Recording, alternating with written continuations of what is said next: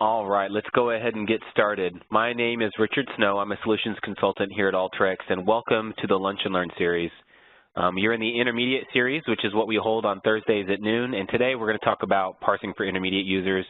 I recognize some of the names from the beginner series yesterday and also the predictive intro to predictive we did last week, so thanks for joining again. Appreciate you coming back.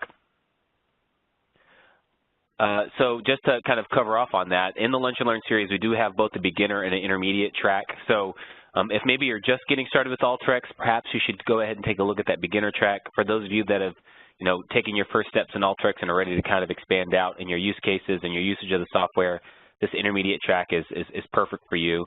Like I mentioned, we talked about predictive analytics last week. This week, we're going to talk about parsing for intermediate users. And coming up in subsequent weeks, we'll talk about spatial analytics and then also Alteryx platform. When I talk about that platform, I'm talking about the Alteryx server, which we'll learn more about at the end of this month. These series, we do plan on restarting again next month. So if maybe you missed a predictive class and you want to watch it again live, if you wait next month, we'll be doing the same thing again. Or, of course, the recording is available on the Lunch and Learn site, which I'll take you to here in just a minute. So from an agenda perspective, I'm going to take just a couple more minutes to talk about how you can come and meet us. So we have several events out there that you can come and meet with myself and Tony and our colleagues to learn and hear about Alteryx. And then I'll turn it over to Tony to give the background on the training and actually go out and perform that training, and we'll go ahead and wrap up from there. So I did just want to flip real quick to my browser here to talk about a couple of things. So first of which, just in case this is the first time you've been on one of these Lunch and Learn classes, what I'd like for you to do, these are follow-along sessions, so we make data available for you so you can actually build along inside of Alteryx. So, if you can, have Alteryx installed and licensed and working, and make sure you download the data to participate and follow along with Tony. If you go to community.alteryx.com and you were to go out to the training component of the community and you were to click on this Lunch and Learn series, you're going to see a post that details the entire series, including the beginner and the intermediate, which I just showed and talked to you about a second ago. You can find recordings or past sessions that we've done, so you can go and take a look at those in case you missed something. But, of course, we'll take a look at the one for this parsing class that we're doing today. If I click on that link, you'll see that it mentions that you can download the data down here at the bottom. So these three files are going to be the files that Tony is going to use as a part of the training. So if you'd like to follow along, please make sure you download these. The other thing I wanted to talk to you about just really briefly is that if you'd like to come see us in person, we're actually, we've got user groups, we've got lots of different things that we're doing from a marketing perspective that you can come and join us at. We actually just completed last week our annual user conference, so if any of you got to go there, hopefully, we got to meet or you met some folks from Alteryx, but we had a really great time. In a few more months, we'll have our user conference out in Europe, in London. But if you're not going to be able to make it out there, how can you come and meet with us? If you go to our website, you go to this events tab, and just click on the events tab, and you're going to see the full list of events that we're going to be at. So, for instance, June 15th, that's today. So maybe right after this call, if you're in Santa Monica, you can go to this Snowflake Cloud Analytics City Tour, which will have a couple of people there. You'll also see our user groups. Our user groups aren't put on by us as a company. These are actually put on by our users who lead these and manage these groups. They, get together, talk about Alteryx, and kind of network with other Alteryx users. You can see that, I don't think we have anybody from Stockholm, Sweden on the call, but in case you are, there's one today in Raleigh-Durham, North Carolina. We've got one later today as well. You can see Seattle, so on and so forth. Lots of user groups, but also down here, you can see this Big Data and Analytics Luncheon in Dallas. I'm actually in Dallas, so if any of you are in Dallas and would like to meet me and some of my colleagues, come out to Morton Steakhouse and learn about this, learn more about Alteryx, meet us in person. But if you just go to this site, you'd like to see what's going on in Alteryx, maybe in your area, highly encourage you to go out here. In particular, the user groups are a really great way to connect with other Alteryx users. So, for instance, if you're in the Seattle area, if you click on this post, it should actually take you out to the community, which is where the user groups kind of manage and coordinate themselves. You can find out more about that event and, of course, sign up and get out there to kind of, again, network with some of your peers wanting to use Alteryx. All right, so with that, let me get back into the presentation real quick, and I think I'm just going to go ahead and turn things over to Tony to get started here. Losing my mouse here. Okay, here we go. Yeah, so next thing is we're going to jump into talking to Tony. He's going to give you background on the session and then actually jump into some of the training itself. So let me go ahead and stop sharing. And then I've got to hunt for Tony's name in this list of names here, so just give me 1 minute while I go and hunt for him in here. There's quite a few people on the call. I'm down to the S's. All right. Oh, there's another Tony on the call. All right, Tony. I'm going to make you the presenter. And at that point, Tony, you should be able to unmute yourself. Perfect. Thank you, Richard. Looks like I have the ball now. Again, yeah, welcome everyone. Hear you loud and clear. Perfect. Thanks, Tony. Good to know. Yeah, of course, Richard. So today's training, as we were talking about today, is our intermediate parsing training. And some background for today's training is we're going to have 3 data sets, all in need of some type of cleaning that need to be blended together. So our goal for today is to prep, cleanse, and blend all the disparate data sets into a single data set that can be used for survey analysis. So we're going to be working with some survey data. All of the data is housed in 3 different types of siloed repositories for our data. And today we'll be covering a couple of key concepts. So we'll be looking at parsing, converting data types, and then blending all of our data together. And with that, let's go ahead and take a look a little bit at the tools we'll be using today before we actually dive into the training. So what is parsing? And I have it defined here on dictionary.com, is to analyze a string of characters in order to associate groups of characters with the syntactic units of the underlying grammar, which is quite a lot. So what I like to use it as is we have a string of characters here. We're going to break it out, or we're going to transform it in a way to put it into bucketed groups, or just to define where these different syntaxes should be placed. And you can see here we have 12 red and Patagonia, and you can see that breaking that out syntactically, we have item ID to start.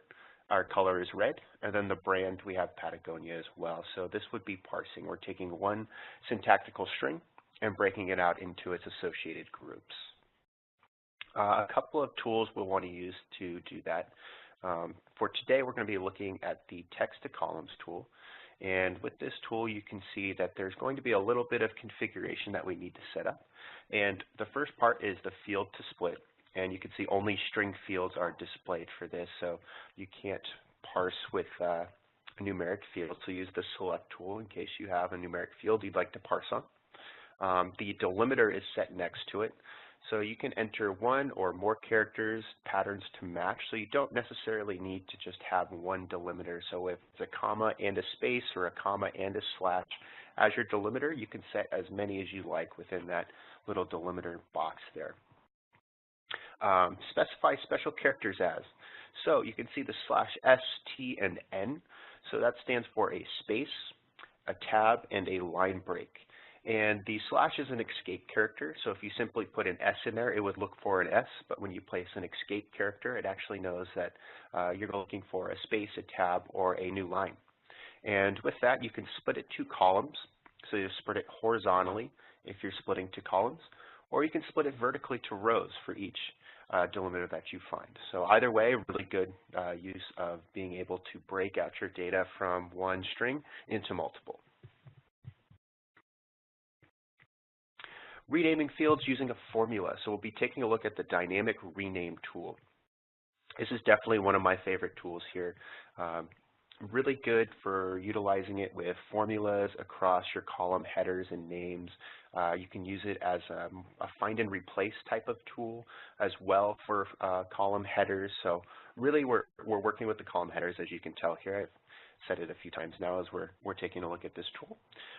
And today we'll be looking at a rename mode for the formula. So we're going to execute a formula to rename our field headers. We'll select the fields we want to execute this on. So if you used a multi-field formula, it works kind of the same way. And then we're going to write the expression that we want to execute down in that expression box down below. Also going to take a look today at the date time tool. We'll get to see two different ways of doing this today, one with a little bit of formula syntax to prep our data for a date time conversion. And then also we're going to be able to take a look at that custom setting now in 11.0 that the date time formula tool has, or excuse me, the date time tool has. And with that, let's go ahead and jump into our training.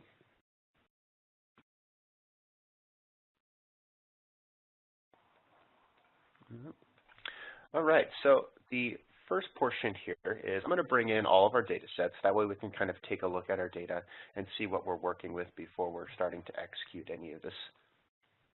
And the first files I want to connect up to, go ahead and use my input data. And if you're at home, go ahead and follow along. We're going to drag and drop the input data onto the canvas here. And we'll go ahead and set our configuration up on the left. I'm going to browse and find those files that we're working with.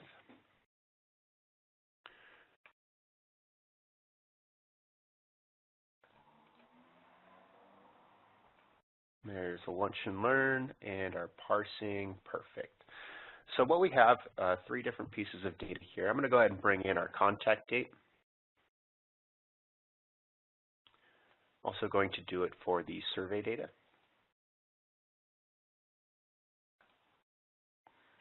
And lastly, the text file. And I saved the text file for last because if we take a look here at the YXDB data, it comes in pretty nice and neat. There's no configuration really for the YXDB files. But if we go ahead and drag and drop and enter our text file, we'll actually see that the input tool, you have a lot of different parsing options available to you when you bring in a text. So if we open this up, you're going to see it doesn't really readily recognize text as a file type. You can read it as a built-in type. So if you select this drop down here, if you do know that this extension or this file type is one of the supported files, you could select it here. You can read it in as a fixed width text file. And then you can see here, read it in as a delimited text file. For today, I just want to take us through a few steps of how we can take a look at the data first and then come back and parse it. So let's read it in as a delimited text file. You can see the delimiters are set here, so comma separated, tab separated, space. You can even mark it as other if you'd like, and then you also have the ability to read in as none, so no delimiter whatsoever. And this will read it all into one field. I'm also going to check the first row contains field names. I don't believe this is structured in any way, so we'll go ahead and hit OK here, and we'll take a look at our data set. Perfect. So looking at this here, we have all of our data in one field, and I'll go ahead and add a browse, run this, that way we can get a deeper look at our data set.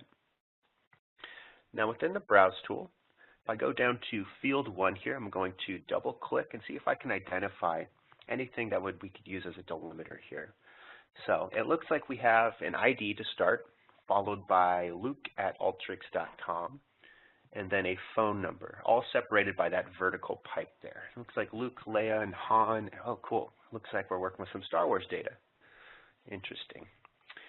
Always one of my favorite topics. Anyways, I digress. Let's go back into our input tool. Now that we can see that the vertical pipe there is really what we want to split our data on. We can come back into our configuration settings for the input data tool. I'm going to lower this down a little bit. So you can see here, this is where you have all of the abilities to parse out your data within the input tool. You can see our delimiter set here. You can start to expand or condense your field length. You can even say what data line you'd like to start that import at. So if you have those field headers, those pesky reports that come in, you can go ahead and skip those just by setting it here. Delimiters in quotes. So if you have vertical pipes in quotes here, they're going to go ahead and be ignored. That's just one way of being able to use a delimiter character in your data without delimiting on it. Let's go ahead and set our delimiter now. We'll use that vertical pipe. And then I'm going to update the sample down below. Perfect. So it looks like we've gone ahead and parsed out that field into the 3 separate fields, which is great. And I believe we're ready now to start looking at the rest of our data. and how we're going to combine all of this. So we have our ID field, we have the information with the email and then phone number, the contact date here. So this is all survey data, so this is the last time an individual ID was contacted.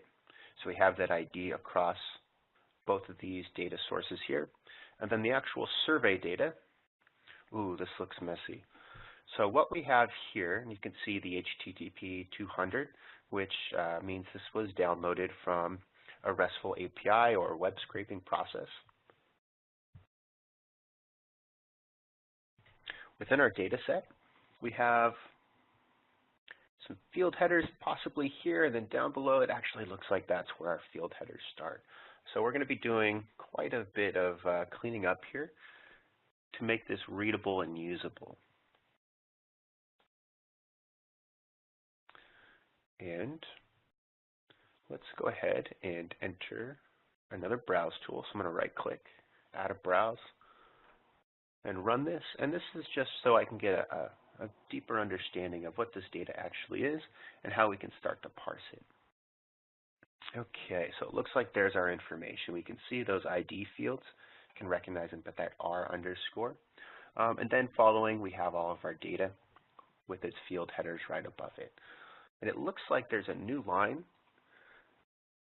that starts each individual record here. So what we want to do, since this is one record and one field, we're going to have to break it up into multiple records and then multiple columns or fields as well. So we'll start by splitting our data into one row for each of these lines.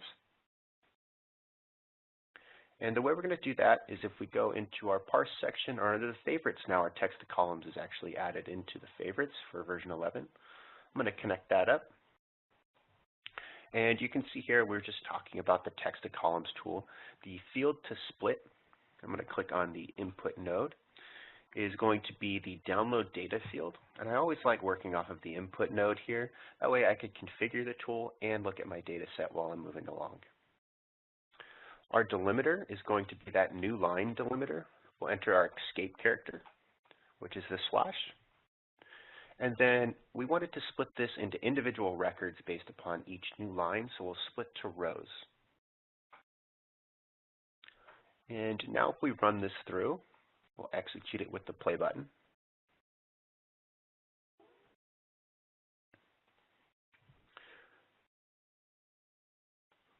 Okay, now we're starting to see a little bit of structure surrounding our data here, which is great.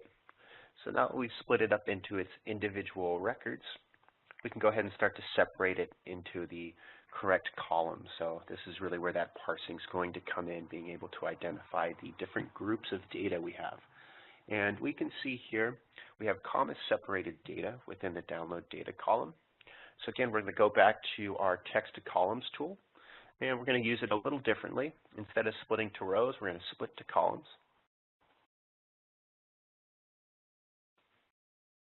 We'll again utilize the field to split here for download data.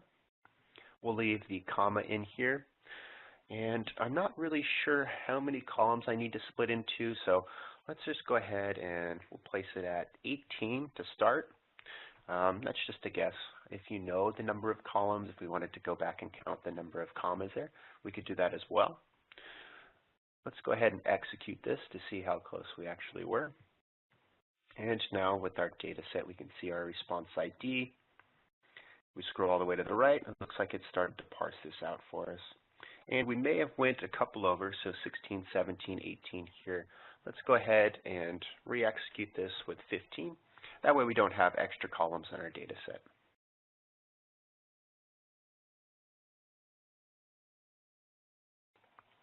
So if we execute that again, scroll to the right, there we go. We've started to condense our number of columns here a little bit. That way we're not working with any null values. So as we're going along, I'm also going to try and document this as well as we can. So always best practice to use the annotation button below each of these tools.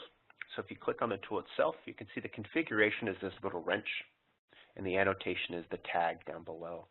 So we'll go ahead and say we're splitting data into one row for each new line.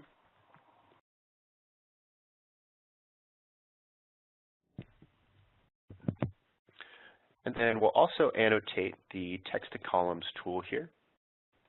I'm going to go ahead and say we're going to split this into separate columns. So split data into separate columns. And it sounds like we had a request here for me to speak up, so I apologize. I'll move the mic a little bit closer to me. Hopefully that helps a little bit. And if you can't or still can't hear me, feel free to just let me know. I'll try and work through that as best as possible. Okay, so now that we've started to document our workflow as we're moving along, our next portion here, if we're looking at our data set, looks like all of our data is coming through pretty clean, except this last one here. We have an extra comma still attached to the data here. So what we're going to do, we're going to start to use the formula tool to clean up our data set. So let's bring the formula onto the canvas. And the reason we're going to use the formula tool, it does have a pretty nifty way of being able to clean up your data with replacing characters, replacing whole words. And if we go to our Functions tab, you can see here it actually suggested it for this type. We have a string type set, so we're going to do replace char. Also, make sure from the drop down here that we select download data 15. That's the column we're going to update here. So we're going to be able to execute this replace character on a specific string, and it'll update download data 15. Our string is download data 15. So with the predictive type, I can go ahead and just start to enter it. The Y is going to be what I want to replace. So I'm looking for commas. And because it's a string character, you're going to have to put it in quotes for the execution of that to work. And what do I want to replace it with? Well, nothing at all. So I'll just do double quotes there. Let's go ahead and run this through now. We'll go to the far right here. And it looks like we've started to clean that up for our download data 15, the location accuracy column. Okay. So moving along, let's go ahead. If we look at our data set here, we have a couple of headers for each one. This top one not inherently helpful, so we're going to go ahead and remove that record. And we're going to use record 2 here as our column headers. So what is the best way to execute that? Well, if we need to remove any of the records from our data set, there's a couple ways of doing it. One would be a filter. Another one is the sample tool, and we're going to use the sample tool here today.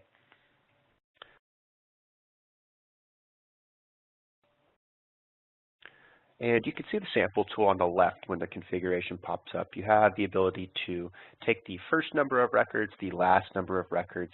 There's also the ability to skip records or do some random sampling or percentage sampling of records within your data set. And what we want to do is just simply skip the first record that we have in our data set. So you can see you set it with the radio button here, and then the N is the number of execution, or the execution of that within the sample tool. So we'll set it to 1. We'll run this through, and that'll get rid of that extra record.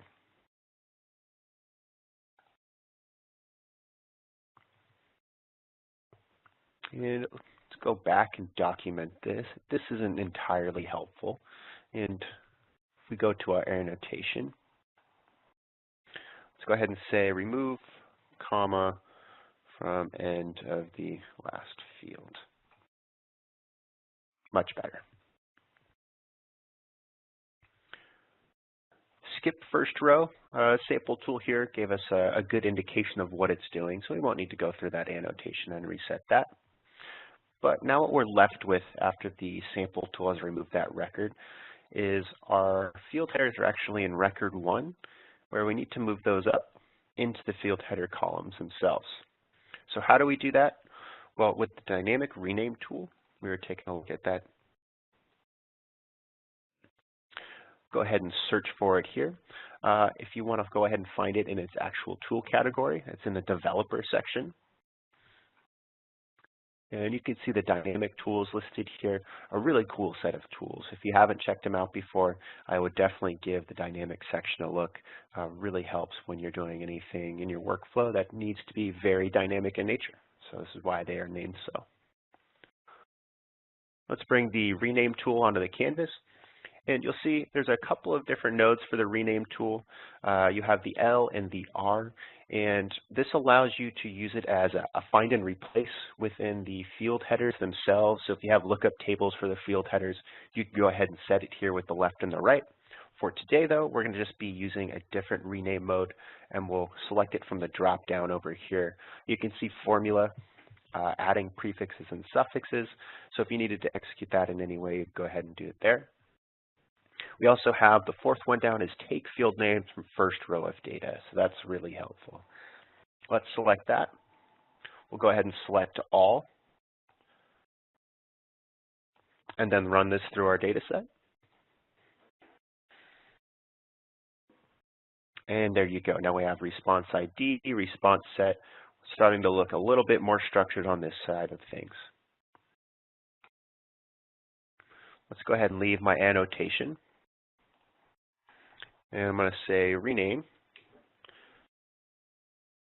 using the first row of data. Excellent.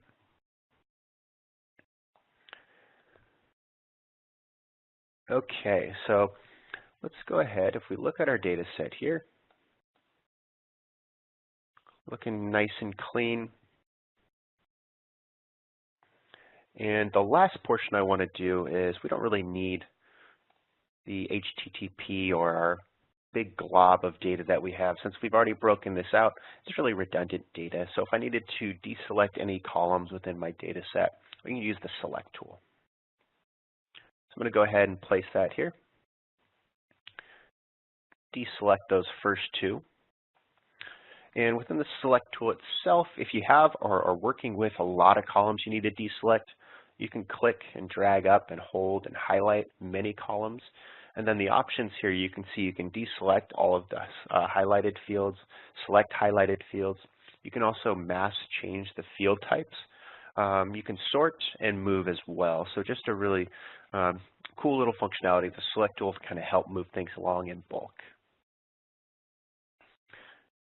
We have all of our columns that we need moving forward.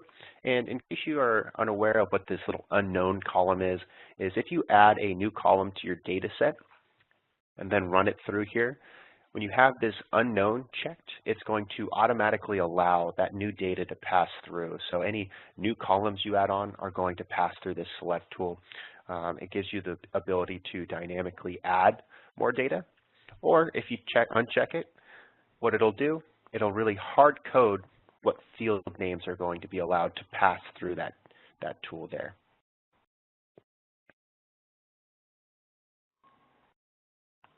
And then last but not least, let's go ahead and use our data cleansing tool.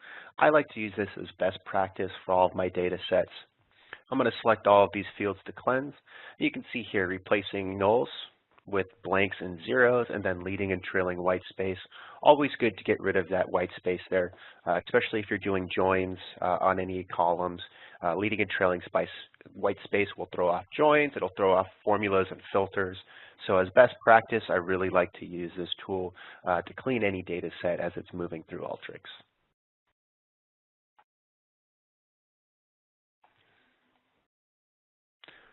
So once we execute this, I'm going to go ahead and ensure that our data set is nice and clean and ready to go. And it is looking good. So now we can move on to our contact date here. And for contact date, what we have is our ID, and then the last time someone was contacted. And you can see this date is not exactly in the correct format Alteryx is looking for when it comes to dates and date times. We'll see here that suggested format as we're moving forward. And the reason we need to convert it is if you're doing any type of date-time calculations, you're going to need that supported date-time format Alteryx is looking for. So what we can do is use a date-time tool. Let's go to our parse section, drop the date-time, and you can see here you have the ability to select the format to convert. So if you want to take a date time and format it to a string, maybe for a presentation, you can do that. And then you can also convert the string to a date time format. So we're converting last contact from a string to a date time format. And then down here below, you can select the format that matches the incoming string field. And right now, we don't necessarily have anything from this list that will allow us to do so. So in 11.0, we have the custom feature here. And since I know it comes in the month, we have the period, day, dot, year. That'll go ahead and give us the customization of being able to select or type in a format that matches the incoming string. If you don't have that ability, what you can do in the preparation section, you can drop a formula tool on here. And like we did to remove the comma, we could go ahead and find last contact. We're going to use the replace character function again. We're going to replace last contact. And what we need to replace is the period. We'll replace it with something that is in our date-time tool, so that dash. And you can see there, it'll go ahead and adjust that for us. Now if we go to the date-time tool,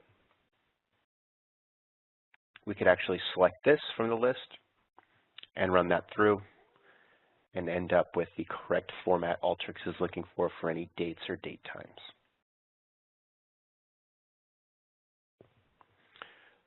So again, let's annotate this. Let's go ahead and say that replace period with dashes to allow date conversion. And like we were saying, if you do have 11.0, that new custom feature on the date time tool, really cool. We'll say convert last contact to date field. And then here, let's go ahead and use a select tool. This will be the last portion of our cleanup on this piece of information. We're going to get rid of the original last contact field, and then we're going to rename date timeout to last contact. And when we run this through Alteryx, you can see we're just really dropping that field and replacing it with our new date time formatted field.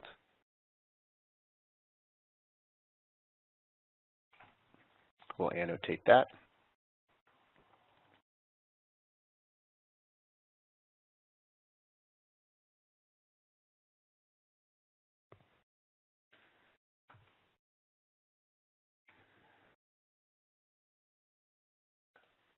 And if we're looking at this here, this is ready to go. We've prepped our data. We only have the ID and the last contact. So the last portion is going to be this phone number text that we wanted to use. And we're not going to have too much. We did most of our parsing on this one in the input tool itself. The only thing we have to adjust are these field names. So we'll use the select tool for that.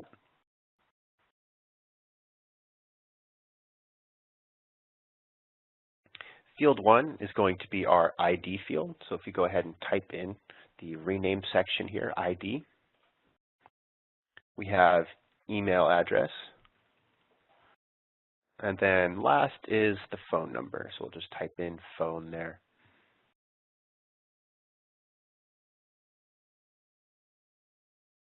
And we can see that change taking place once we execute it with the play button. So now that we've got all of our data ready to go, let's go ahead and get ready to join it all together. And we're going to use, from our join section, you can see we could do a waterfall join with two different join tools here to bring it all together. Or if you can see, you have this join multiple tool, and this works as an inner join, so we're not looking for any orphaned values here. So we'll go ahead and use the join multiple. We'll place it on the canvas. And you'll notice here there's a little bit of a different anchor for any type of tool that allows multiple inputs, and it's that double arrow. So the union tool, you'll see that, the join multiple, some of the reporting tools have that as well. And we'll go ahead and connect up all three different strings to our join multiple. And it works just the same as a normal join tool would. You can see here you can join by record position, so 1 to 1 or 2 to 2. And then also join by specific field, so input 1, 2, 3 here. And we know we want to join by that ID field. So let's go ahead and select that from all of our drop-downs. You can see down below here we have the select tool built into the capability of the join multiple. I'm going to go ahead and deselect ID.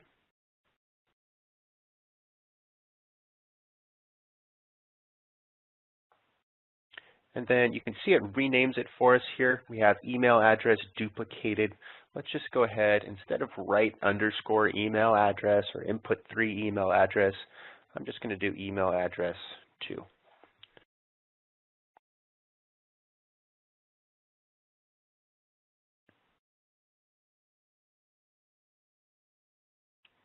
One little thing you might see here at the Cartesian join, so if you do join across multiple or many data sets, joins of more than 16 records here. So really what this is doing is it's really eliminating the process of kind of making your computer explode. So if you join on something that's not unique, you could have multiple joins across all of the data sets, and you could have your data turn from, just a few thousand records into a couple million. So really good to be aware of what those Cartesian joins are if you're not joining on unique values.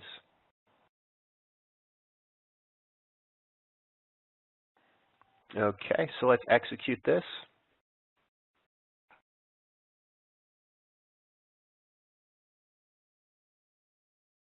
We'll take a look at our output here.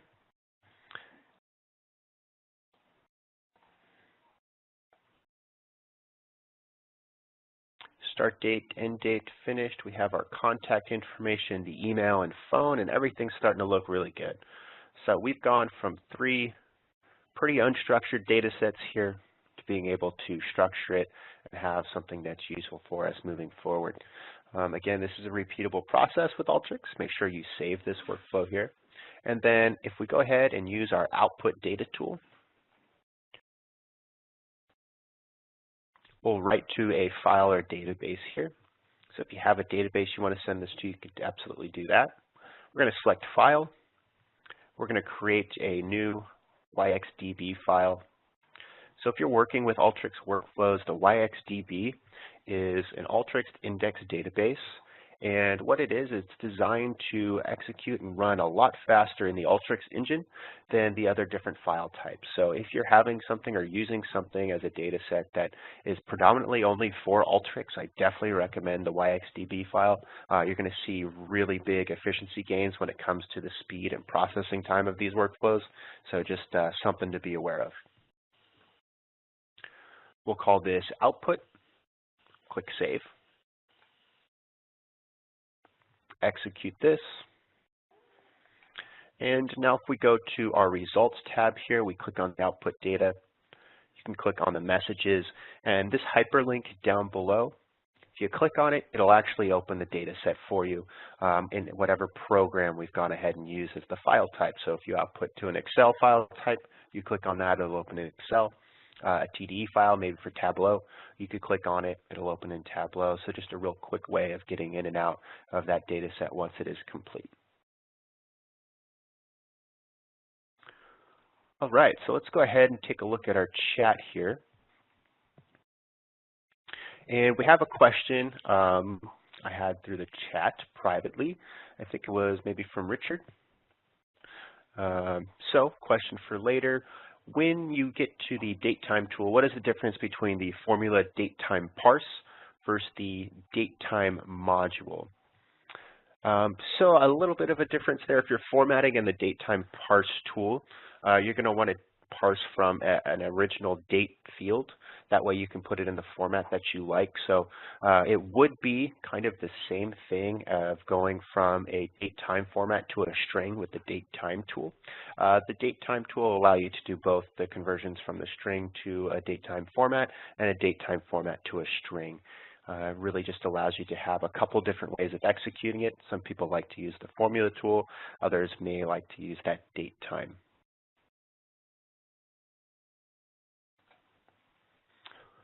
All right, so that is it for the workflow portion today. Richard, any questions out there that we can answer for everybody? Yeah, so still more questions about kind of the date, the couple of different options that are there. So one question we got was, what if you have AM, PM in your date? So maybe just showing the help menu and the different kind of format specifiers. And then another question just came in about month, year. So really just different formats that dates can come in, and it'd be showing how you can use the different format specifiers in the help menu, basically on no matter how your date comes in looking. Yeah, absolutely. And this is probably one of the biggest questions we have surrounding Alteryx is date time conversions and how to format dates. So if we go ahead and click on the formula tool here, I'm going to go and click on the help index for the formula tool. Within here, we go down to build an expression and functions. You can see on our date time dropdown, you can see date time add, difference, format, parsing, things along those lines. And where is it? So the different parameters for parsing. And so this looked like it changed. There we go, date time functions. You got that 11.0 update right there. Yeah, the help index changed dramatically from the last time I looked at it. Anyways, so we found our date time functions, and you can see the specifiers down here below. So you can see the different specifiers when you're doing date time parse or date time format. You can see you can specify it to be a date time and give you the abbreviated weekday name, the full weekday name. You can see here hours in a 24 clock for the AM and PM, hours in 12-hour clocks. So there's a lot of different ways you can kind of attack that. And with it, it's really just going to be coming down to knowing the correct specifier and knowing the format that you're working with and the format you want to get to. And you can really utilize a lot of these different functionalities within the specifiers and the separators as well, and the format string example. So a really good help index here as far as the date time is concerned. And I still have to come back here to figure out a lot of these specifiers, but once you get the hang of it, it becomes almost second nature. Yeah, absolutely. Got that AM, PM question, and the first thing I did was pop this thing open to find it's a %P. I wouldn't have known that off the top of my head. Nope, couldn't have told you that myself either. Yeah, more date questions, and since we have the time, let's jump into some of them. But one, I think you're in the right spot to help answer this one, but how do I find the number of days between two dates? The date time diff. Yeah, so it's a date time difference formula. If we go back to our workflow here, we do have a couple of dates for start date and end date. So if we wanted to find the difference between the two of these, what we'd want to do is with the preparation section in a formula tool, we could go ahead and select a new column. We'll just call this difference. And within the functions tab, we click on it, we go to date time. There's our date time difference. So subtracts two dates, returns the difference specified in the unit. So if we click on it here, let's go ahead and use our start date, our end date as well. So the two dates we'd like to find the difference in, and then the units. So you can do hours, minutes, years, months, days. So if we wanted to find days, we simply type days. If it was minutes, we could type that in there as well. And then when we execute it, it'll give us that date-time difference between our start date and end date there. You can see our difference all the way to the end. And it doesn't look like, since these are log files, there's going to be much of a difference here between our two dates. So probably not the best example, but this is how you would execute that. We got somebody that took it up a notch on this one, and I'm trying to think of, I feel like I've seen somebody put a macro up on the gallery for this, but all right, that's a number of days, but what if it's a number of business days? Well, when it comes to business days, each business is different. So you can do weekdays. Finding the difference in weekdays is usually something you could do. You could use a generate rows to generate a calendar for your customized business days, but that's definitely a tricky one, and I would definitely look on the gallery to find a difference between the two. Maybe there's something already posted there as far as a macro goes. Yeah, I could have sworn there was some kind of macro around that, but I'd have to search around to see if it exists. Not something that we've built into the product itself. You had to put something together for that one. There was another question back on the join multiple tool. You know, is it you know, kind of differentiating it between the other regular join tools. So this one, there's a checkbox of only output records that join from all inputs. Kind of, what are the implications of checking that versus, you know, having that selected or deselected? How does that change the results? So if we select this, if we select only output records that join from all inputs, that's specifically an inner join when you're talking maybe like a SQL join. So all of the IDs would have to match across all three data sets in order for their record to be produced on the output. If we leave it unchecked, it'll go ahead and do a full outer join for us. So it'll give us all of the records regardless of if there was a join or not.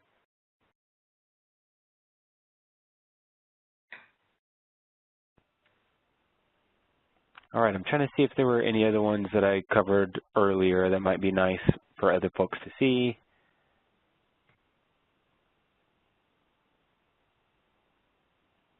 You know, I think we've covered off on everything except for that business days. I'm still searching. I feel like I've seen something. I'm still looking. If I find it, I'll send it out. There are definitely ways to do it.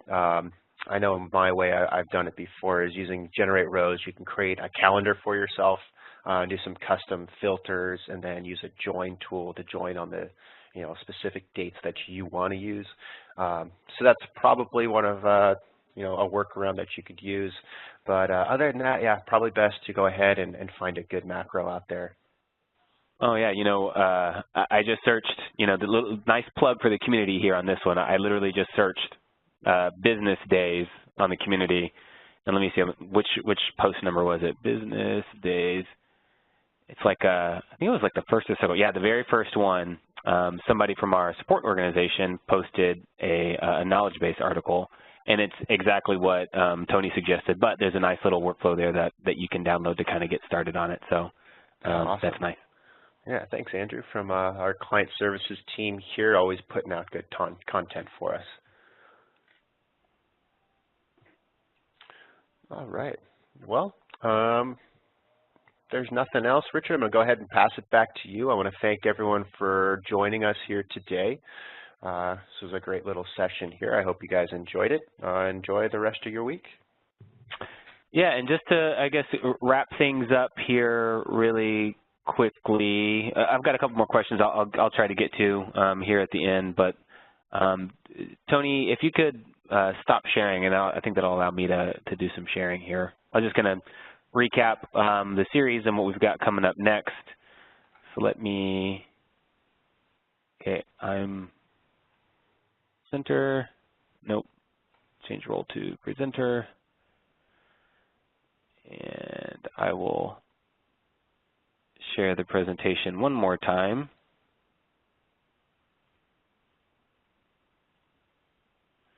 All right, So Tony went through all of these things. Yeah, so just from a next sessions perspective, so we're halfway through the month, so we've covered off the 2 of the 4 intermediate sessions. Next, we've got spatial analytics and Alteryx. So if you've seen the spatial analytics tools or you've heard people talk about the third-party data package, the spatial analytics and Alteryx will really help you understand more about how we can do those functions inside of Alteryx. And just a little hint for you out there, that the word Alteryx, the name of our product, actually refers to modifying y-x coordinates, latitude, longitude. So it really is the kind of the history and the bedrock of our product is doing spatial analysis.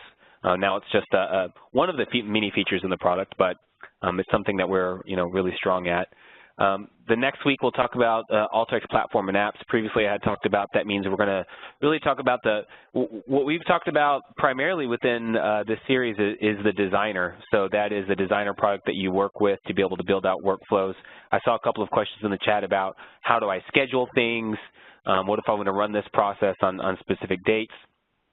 That's something that we'll cover in this Alteryx platform and apps, but just as a quick peek into that, you can use our server product to do that. So with the server, you get access to some scheduling capabilities. So that's something that we'll talk about as it relates to the Alteryx platform. If some of the things that Tony went through were a little above your head, maybe you can't quite move as quickly through Alteryx as Tony was going through, I'd recommend taking a look at the beginner series. Next week, we'll be doing Alteryx for Excel users. So it'll really be a lot of those kind of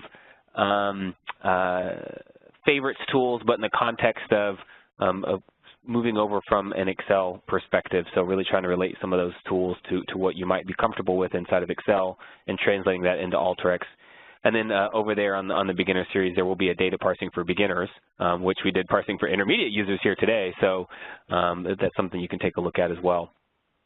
So again, just want to thank everyone for their time, and I saw somebody wrote a note saying that in the platform and apps, hope we talk about the interface tools. That is definitely something that we're going to talk about there. The follow-along portion of this particular training will be building out an application, and the way you build out apps is by using those interface tools. So we'll definitely see that there at the end of the month. So again, thanks everyone for your time. Tony, really great job, appreciate it, and I will see everybody next week. If you're looking for the recording, it'll be up on the site here in a little bit. I'll send out an email to let you know when it's up there.